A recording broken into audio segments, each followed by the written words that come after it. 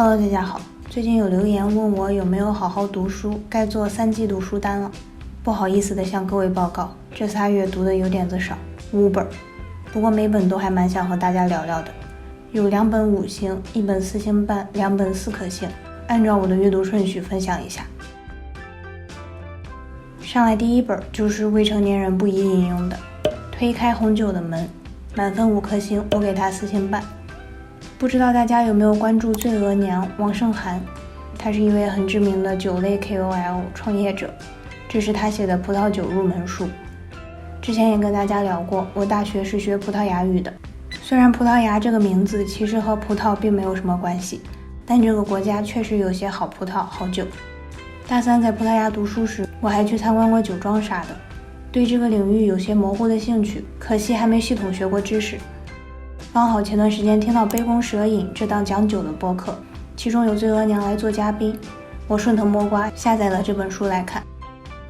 书名说是红酒，但其实里面也讲了白葡萄酒等各种类型的葡萄酒，从酿酒原理、品酒、葡萄品种、产区、餐厅点酒、餐酒搭配等各个角度，带领小白们推开葡萄酒世界的大门。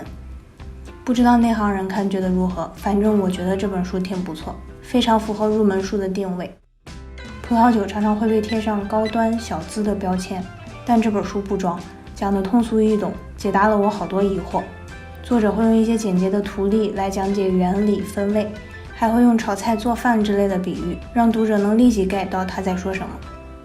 书中很有意思的一部分是资深品酒者们对葡萄酒风味的描述，真是充满了想象力。比如什么老皮革上面蹭了点巧克力，下雨后的屋檐等等。哇哦，你们咋知道屋檐是什么味儿的呢？我咋不知道呢？就像书里说的，用什么描述都可以，只要别太夸张或主观，比如说什么我外婆毛衣的味道。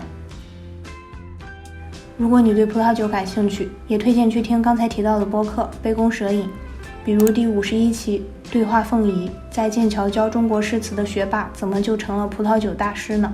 很有意思。第2本书有些沉重，原生家庭，我给它满分5颗星。这本书的英文标题更露骨， Toxic Parents， 有毒的父母。作者之一的苏珊·福沃德博士是美国著名心理治疗师。这本书结合他接触到的大量真实案例，在第1部分分析了7类有毒的家庭行为模式，接着在第2部分教你解毒，帮你从有毒的关系中解脱出来，成为一个独立的成年人。这本我是听的有声书，时不时要暂停一下，记点关键词之类的笔记，或许我以后还会重读文字版本的。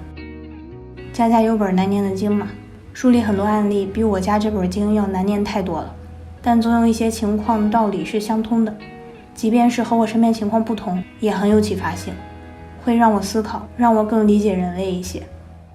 比如第1部分分析的家庭模式，谈到了为什么有些人总是爱上渣男，爱上酒鬼，父母中一方是坏人，另一方是帮凶时，子女对帮凶的复杂感情，还有叛逆和屈服其实都是在被父母控制等等，很多非常发人深思的内容。而第2部分刚一开始，我就决定要给他打5颗星了。第2部分是关于如何解毒嘛，刚上来讲什么呢？讲的是原谅的陷阱。很多人很多书会劝子女原谅父母，但子女明明还在痛苦，还在愤怒，父母也没觉得自己有错误，讲什么原谅呢？作者觉得原谅并不是必要的，不原谅也可以，该不该5星？另外还有一点值得打高分，这本书不是要控诉有毒的父母，也不是想改变他们，而是要帮受到影响的子女治愈自己。咱们都知道，改变别人往往徒劳无功，好在改变自己还是可行的。总之这本书我非常推荐大家读读看，不过要注意，有些内容相当沉重，有相关心理阴影的同学可能会看不来。另外就是这本书不是万金油，有需要请及时寻求专业心理咨询的帮助。原生家庭之后，我想读点轻松的，于是选了第3本书《山茶文具店》，我给它4颗星。这是一本小说，愚公鸠子是镰仓的一位代笔人，他经营着山茶文具店，并帮委托人写各类书信。他不只是书写，还负责遣词造句、挑选纸笔等等。听起来很复古，不过其实是发生在现在的故事。这本书里有一封封书信和背后的人情，还有镰仓的风光和美食。作者的名字我不太确定怎么读，好像是小川蜜，如果读错了请大家纠正我啊。这本书是有同学留言推荐的，我听的是有声书，感谢推荐，我很喜欢。电影《小森林》应该很多人都看过，我感觉这本书和它有点像，没有多么惊心动魄的故事，更多的是描写日常。小森林着眼在美食，山茶文具店着眼于书写文具。我知道有的人看这类作品会觉得催眠，但我很喜欢，我大概就是喜欢吃吃喝喝写写画画这些琐事吧。这本书里认真讨论了不同纸笔间微妙的区别，还有不同字体所能传达的情感。现在大家都很少会手写文件，更别提写信了，所以很多人并不在意这些细节。但是手账儿文具爱好者们还不在意吗？是吧？书里的故事也蛮好，不会太煽情，边打扫房间边听很是惬意。第4本居然是实体书，我在网上看了简介之后很感兴趣，但没有电子版可购买，于是厚着脸皮让亲友帮忙把这么一大本从国内捎来了非洲。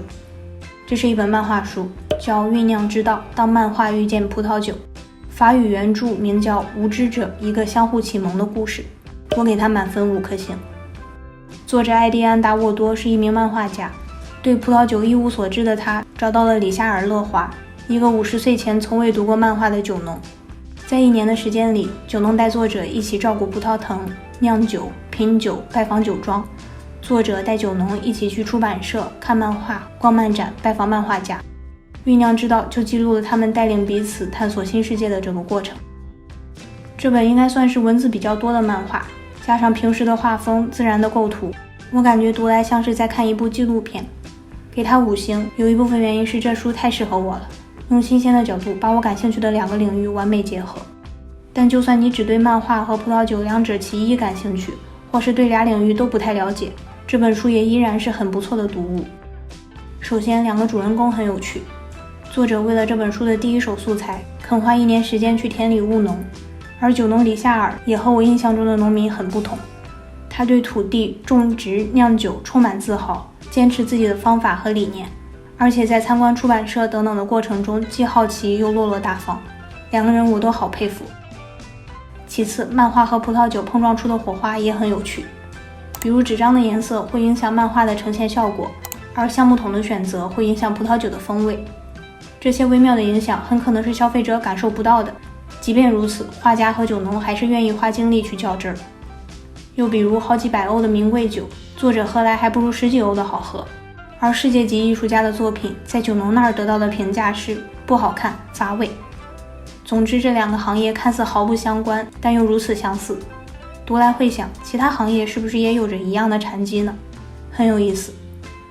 对了，这本书我是在孔网上买的，算上运费才30多，还是全新的，会不会太实惠了点？怪不得大家说买书如山倒呢。今天的最后一本书，角田光代的小说《坡道上的家》，我给它4颗星。新手妈妈李沙子被选为了一名陪审员，接受审判的是一名杀害幼女的恶母。随着庭审的深入，李沙子却发现被告和自己是如此相似，她开始怀疑，是不是每个母亲都有可能因为这些遭遇变为被告席上的嫌犯。这本书改编成了同名日剧，豆瓣9分，不过我没看过剧，只听了有声书。书的目录很简单，公审第1天、公审第2天、公审第3天等等。故事就是讲李沙子在这几天的所作、所见、所思、所忆。情节不是多么跌宕起伏，胜在描写非常细腻真实，讲出了很多女性都有的太过微妙以致有口难言的心声。这些心声有关丧偶式育儿、PUA、原生家庭以及社会对所有母亲的道德绑架等等。虽然我没有结婚生子的经验，但也很能理解女主。如果读者是宝妈，应该会更有共鸣。读来特别让我无奈难过的一点是，书中有很多为人母的女性角色，她们都或多或少曾经被、正在被这些问题所困扰，是受害人。但当小媳妇熬成婆，她们又摇身一变，说着大家都是这么过来的，加入了加害者的阵营。读的过程中，我常常在思考，有没有可能我正在被 PUA， 或是在 PUA 别人而不自知呢？如果有一天我选择了家庭主妇的生活，我要如何保持自信、独立思考呢？希望关于婚姻、育儿、家庭的真相能被多多揭露、多多讨论吧。那以上就是今天要分享的5本书了，数量不多，感想不少。而且我回顾的时候才发现，这5本书里有4本都来自女性作者，哈，莫名开心。好了，喜欢喵那啥，感谢收看，欢迎留言交流，咱们下次再见，拜。